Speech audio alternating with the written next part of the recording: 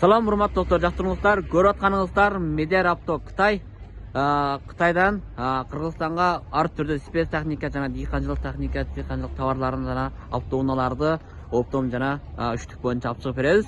Көрүп атканыңыздар 2021 жылдын Орленд атындагы 120 жана 125 ат күчүндөгү жүгөрү жана шалы күрүч будай оро турган компаниялар. Бул негизи шалы менен будай орот да.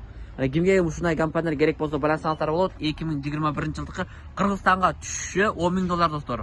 Кыргызстанга түшүшү $10.000.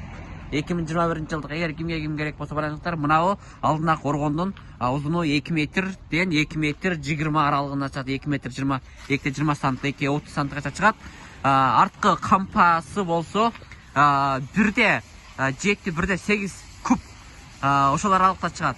Ана ушундай бирде 8, бирде 5, бирде 8, бирде 7 экен да, бирде 7 арткы компаниянын немеси бирде 7 чыгат. Булар бардыгы 5 кабина достор.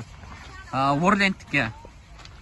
Компаниянын арткы түзүлүшү мына карасаңыздар, жаңы эми заводский эмес, колдонулган, бирок качество состояние тараптан абал жакшы, абал таза достор.